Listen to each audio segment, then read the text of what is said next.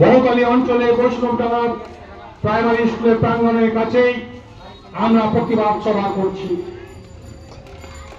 আমরা কেন আজকে পথে নেমে কংগ্রেসীরা প্রতিবাদ সভা করছি, আজকেই কেবলমাত্র করছি এমন কিছু নয়। বিগত কিছুদিন পূর্বেই বহুতলী মোড়ে পথসভা করেছি, প্রতিবাদ সভা করেছি। তার পূর্বে আমরা মদনাতে প্রতিবাদ সভা করেছি, হারোয়ায় করেছি, আইরনে করেছি, বংশহাটে করেছি। আমরা সুতিয়ন ব্লকের সব জায়গাতে প্রতিবাদ সভা করে আসছি। কেন করছি?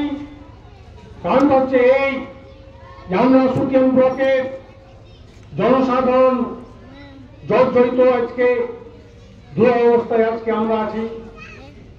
একদিকে আমরা এলাকার মানুষ রাস্তাঘাট নিয়ে সমস্যার সম্মুখীন হয়েছি, অপরদিকে কেন্দ্রে বিজেপি শাসিত সরকার অল্প সংখ্যক যারা আমরা মুসলমান তাদের উপর খাল ঘা আনছে, ওয়াকফ বিল এনে তার জ্বালায় আমরা জর্জরিত হয়ে আছি।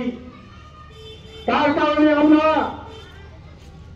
ব্যতিব্যস্ত হয়ে পড়েছি যে সেখান থেকে আমরা কিভাবে রক্ষা পাই। তার মধ্যে আমরা শুনতে পেলাম আজকে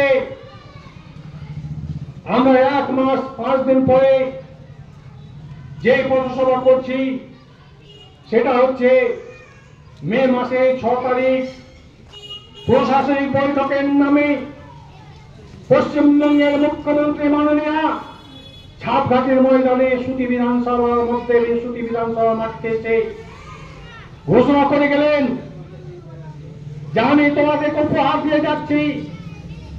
আমরা আশায় ছিলাম নিশ্চয়ই উনি আমাদের সুতির মাটিতে এসে সুতি বিধানসভার মানুষকে, সুতিয়ন ব্লককে কিছু উপহার দিয়ে যাবেন নিশ্চয়।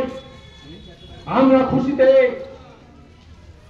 আলাদে একখানা হবে, কিন্তু না, আমাদের উপরে গোদের ওপর বিস্ফোরণ দিয়ে গেলেন সেই 6 তারিখ ঘোষণাতে।